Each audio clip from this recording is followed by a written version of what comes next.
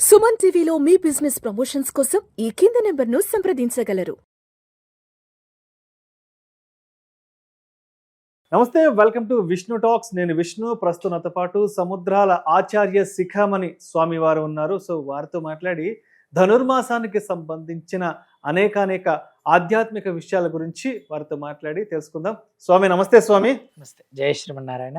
జై శ్రీమన్నారాయణ. శ్రీమతే రామానుజాయ నమః. ఆండాల్ తిరువడిగలే. అండాల్ తిరువడిగలే శరణం. సో స్వామి, ధనుర్మాసంలో 27వ రోజుకు చాలా ప్రాముఖ్యత ఉంటుందని చాలా మంది చెప్తుంటారు. ధనుర్మాసంలో 27వ రోజు శ్రీరంగనాథునికి కూడారై ఉత్సవం నిర్వహిస్తారంట. ఏంటి అసలు ఈ కూడారై ఉత్సవం అంటే? 27వ రోజు ఎందుకు ఈ ఉత్సవాన్ని నిర్వహిస్తారు అసలు? కర్కటే పూర్వ ఫల్గుణ్యాం తులసీ కాననోద్భవాం పాండ్యే విశ్వంభరాం గోదాం వందే శ్రీరంగనాయకీం. కూడారైలో పాశురము 27వ పాశురము కూడారై పాశురము. అందులో ధనుర్మాసంలో ఈ ఒక్క పాశురమే విశేషము అన్నట్టుగా అని ఏమీ కాదు. ఈ ఒక్క పాశురము ఎందుకు విశేషము అని అంటారు అనంటే, ఆ రోజు మనం అందరం కూడా సత్సంగంగా సామూహికంగా కలిసి పాయసాన్ని తీసుకోవడంతో దీన్ని విశేషమే. కానీ నిజానికి గోదా అమ్మవారు చేసినటువంటి 30 రోజుల ఈ వ్రతంలో ప్రతిరోజు కూడా విశేషమైనటువంటి రోజే, ప్రతి పాశురము కూడా విశేషమైనటువంటి పాశురమే. అందులో దీనికి ఇంకొంచెం విశిష్టత చేకూరింది.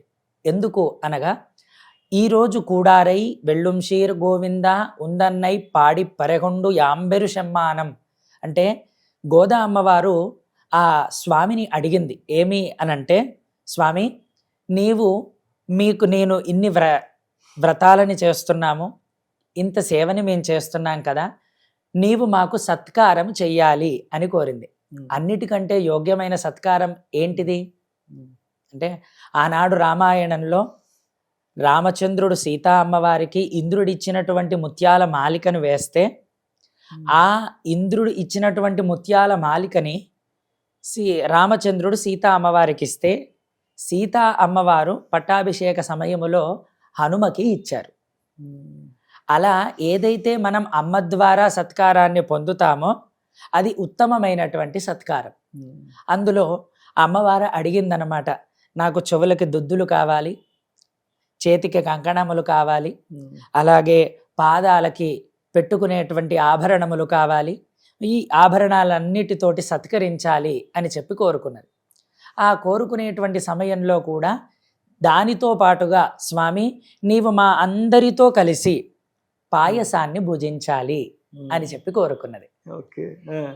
ఆ పాయసం ఎలా చెయ్యాలి అనేటువంటి దాన్ని కూడా అమ్మ చెప్పినది. ఎలా చెయ్యాలి అనంటే, ఆ పాయసం మనం అందరం కూడా పాయసాన్ని వండేటప్పుడు అన్నాన్ని వండి అందులో పాలని పోసి దాన్ని చక్కెరనో లేకపోతే మరి పంచదారనో బెల్లాన్నో వేస్తూ ఉంటాం. కానీ అమ్మ అలా చెప్పలేదు. పాయసంలోనే అన్నాన్ని ఉడికించాలి. ఆ ఉడికినటువంటి దాంట్లో బెల్లాన్ని కలపాలి. ఆ కలిపినటువంటి దాన్ని స్వామితో పాటుగా మన అందరము ఆరగించాలి. ఆ ఆరగించేటప్పుడు కూడా ఎలా ఆరగించాలి అనంటే, తీసుకునేటప్పుడు ఇలా అంతా కూడా ఇలా కారుతూ ఉండేటువంటి విధంగా తీసుకోవాలి. అంటే ఇలా స్వీకరిస్తుంటే ఇలా కారుతుండాలి, ఆ నెయ్యి ధారలు ఇలా కారుతూ ఉండాలి. దాన్ని ఇలా తీసుకుంటూ ఉండాలి. దీనిట్లో కూడా ఒక రహస్యం ఉన్నది. ఈ పాలు అనేటువంటి పదార్థం ఏదైతే ఉన్నదో అది పరమాత్మ. అంటే పాల అంత స్వచ్ఛగా పరమాత్మ ఉంటే ఆయనలో మనం ఐక్యమైపోవాలి. ఎలా అయిపోవాలి అనంటే, నీళ్లల్లో ఉడికిన అన్నం అన్నంగా తెలుస్తుంది, కానీ పాలల్లో ఉడికిన అన్నం అన్నంగా తెలుస్తుందా? అదొక పాల ముద్దల్లా అయిపోతుంది. అంటే ఆ పరమాత్మ అనేటువంటి పాలల్లో జీవుడు అనేటువంటి ఆ గింజలు, మన బియ్యపు గింజలమైనటువంటి ఈ జీవుడు ఆ పాలు అనేటువంటి పరమాత్మలో ఉడికితే, ఆ పరమాత్మ తత్వం వల్ల మన జీవతత్వం అనేటువంటిది కోల్పోయి మనం కూడా పరమాత్మ యొక్క అనుగుణాలని మనము ఏర్పరచుకోగలము. అంటే ఆ స్వచ్ఛమైన పాలలో అక్కడ బియ్యపు గింజలు ఎలా అయితే కలుస్తున్నాయో, అంత నిర్మలమైనటువంటి ఆ పాలలో ఎలా కలుస్తున్నాయో మనం కూడా పరమాత్మలో కలవాలి. ఆ కలిసిన దాన్ని బెల్లము అనేటువంటి జ్ఞానాన్ని అందులో సమర్పణ చేయాలి. తీయదనం. ఈ జ్ఞానమే కదా తీపి. బెల్లం అనేటువంటి జ్ఞానం అనేటువంటి తీపిని అందులో వేసి కలపాలి. కలిపి ఆ తర్వాత నెయ్యిని పోయాలి. ఈ నెయ్యిని ఎలా పోయాలి అని కూడా చెప్పింది అమ్మ. పాలు ఎంతైతే ఉంటాయో దానికి సమభాగంగా నేతిని పోయాలి.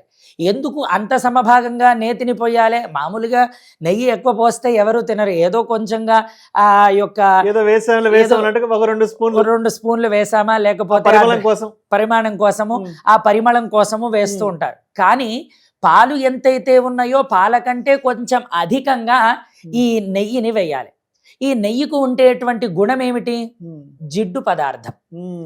ఈ పదార్థము దానిలో కలవడము వలన ఆ పాలు మెతుకులు ఏవి మన బియ్యపు గింజలు ఈ రెండిటిలో కలపడము వలన, ఈ నెయ్యిని కలపడము వలన ఈ రెండు కూడా ఈ నెయ్యి పదార్థంతో కలిసిపోయి పాలు ఆ యొక్క బియ్యపు గింజలకి విడదీయరానటువంటి సంబంధం ఏర్పడుతుంది. అంటే అతుక్కపోతుంది చూసారా, మనం ఆ పాయసాన్ని ఎప్పుడన్నా మనం చేతిలోకి తీసుకున్నామని అనుకోండి, ఆ తీసుకున్నప్పుడు ఈ అంతా కూడా జిడ్డు పదార్థం మనకి చేతికి అంటుకుపోతూ ఉంటుంది.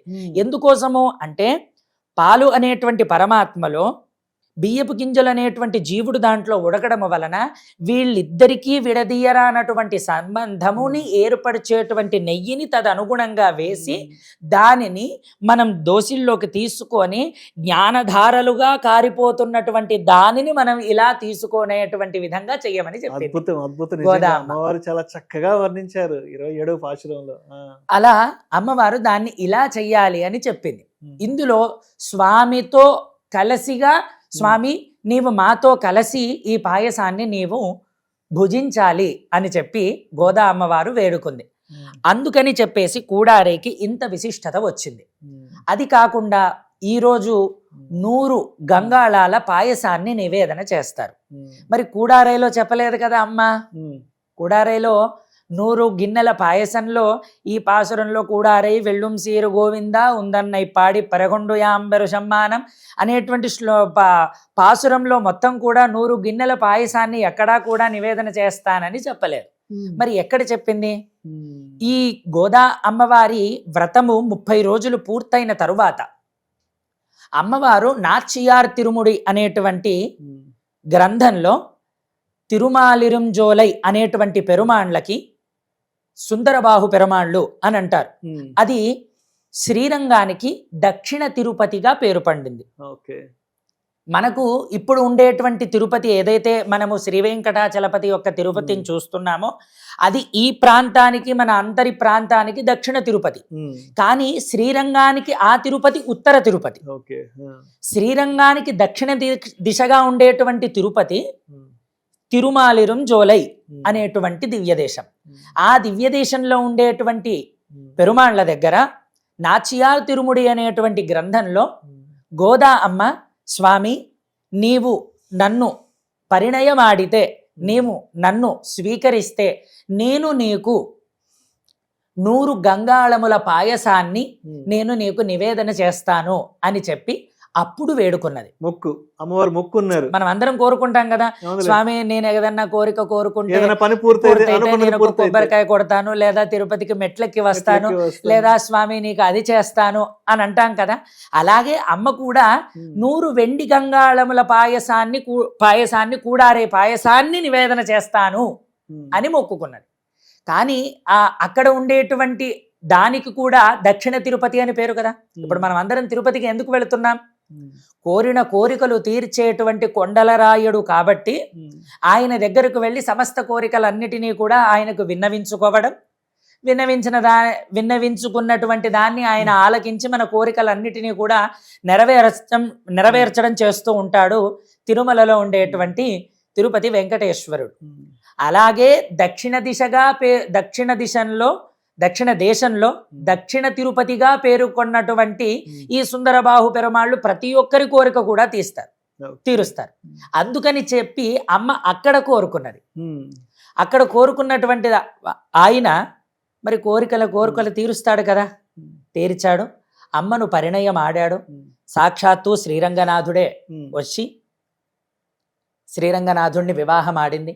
వివాహం ఆడిన తర్వాత అమ్మ ఆ శ్రీరంగం యొక్క రంగనాథుడిలో ఐక్యం అయిపోయింది. అయిపోయారు. అవును. అయిపోయిన తర్వాత మరి ఐక్యం అయిపోయిన తర్వాత తాను కోరుకున్నటువంటి కోరికను నెరవేర్చాలి కదా, మరి మొక్కుని ఎవరొకరు పూర్తి చేయాలి కదా. పూర్తి చేయాలి కదా. ఉమ్. ఎవ్వరూ చేయలేదు. ఉమ్. ఇది ఎప్పుడు జరిగింది? ఉమ్. 90 కలియుగం ప్రారంభమైనటువంటి 93వ సంవత్సరంలో జరిగింది వా. ఉమ్. గోదా అమ్మవారి యొక్క చరిత్ర. ఉమ్. కానీ మనం ఇప్పుడు ఎక్కడున్నాం? ఉమ్. కలియుగం ప్రారంభమైన 5000 సంవత్సరంలో ఉన్నాం మనం ఇప్పుడు. ఉమ్.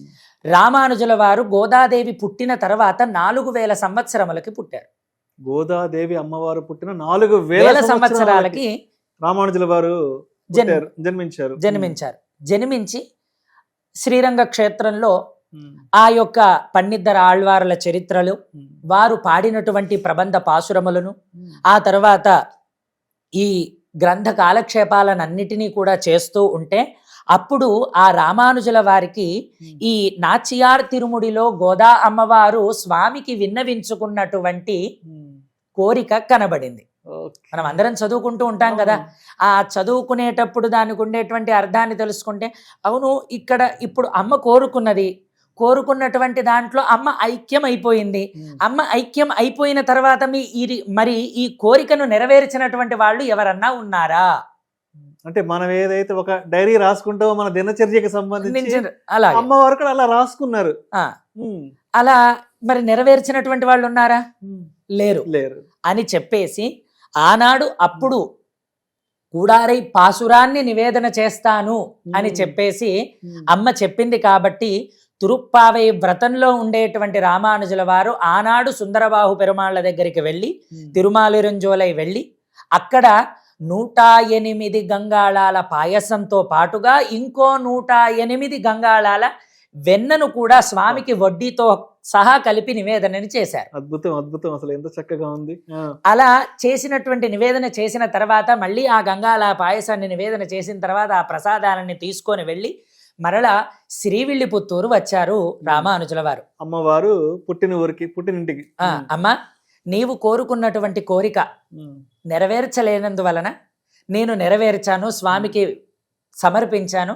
ఆ సమర్పించి నివేదన చేసినటువంటి పాయస ప్రసాదాన్ని తీసుకొని వచ్చాను అని చెప్పేసి అమ్మకు చేస్తూ ఉంటే మనమందరం కూడా శ్రీవిల్లిపుత్తూరు వెళ్ళి చూస్తే మనకు 2 దేవాలయాలుగా కనిపిస్తుంటాయి. అంటే ఒకటే దేవాలయం అయినప్పటికీ కూడా అమ్మవారి రూపం లోపట ఒకటి ఉంటుంది, తర్వాత బయట ఇంకొక రూపము ఉంటుంది.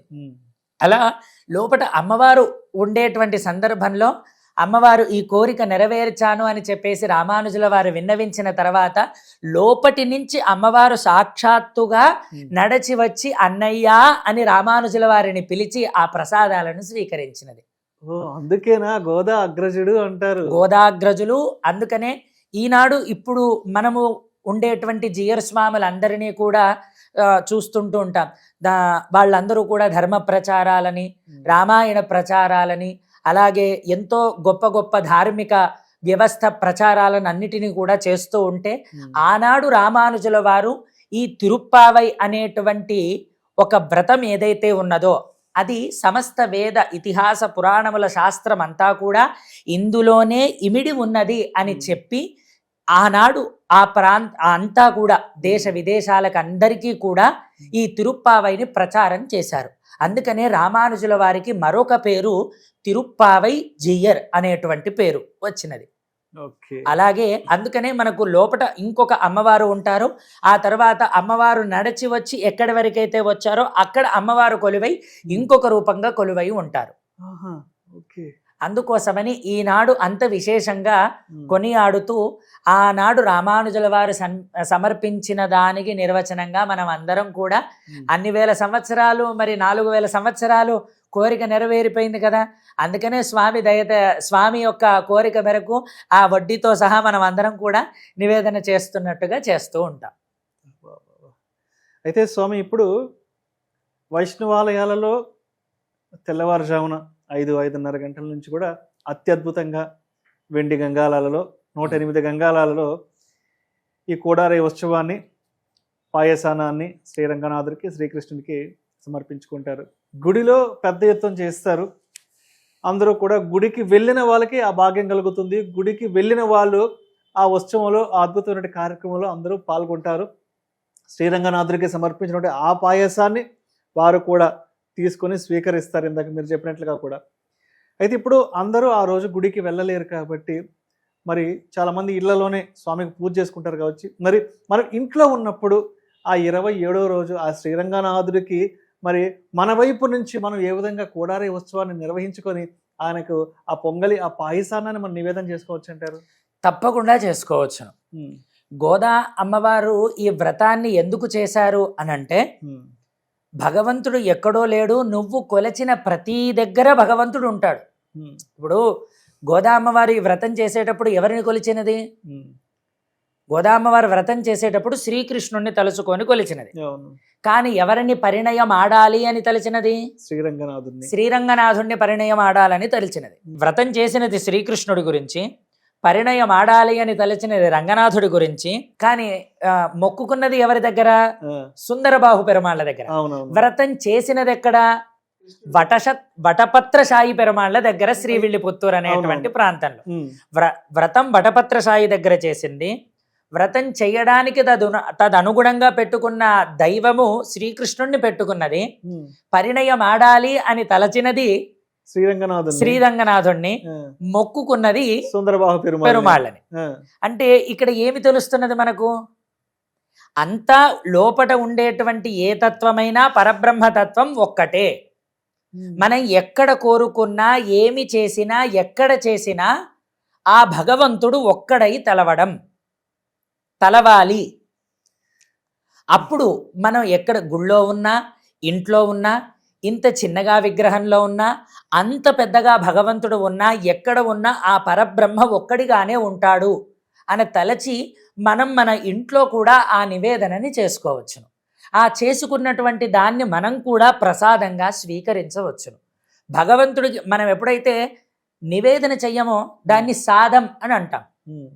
ప్రా అనేటువంటిది ఉత్తమమైనటువంటి పదం. దానికి ఎప్పుడైతే ప్రా అనేటువంటిది చేకూరుస్తామో దానికి ఉత్తమ అనుగుణంగా పేరు వస్తుంది. ఇప్పుడు మనం సాదం అని అంటే మనం తినేటువంటి అన్నం, దాని తమిళంలో కావచ్చు, సంస్కృతంలో కావచ్చు, వేరే దాంట్లో కావచ్చు, దానికి ప్రా చేరిస్తే ప్రసాదం. ఎవరన్నా గతించి అలా వెళుతున్నారు అని అంటే ఏమంటారు? దాన్ని యానము అని అంటారు.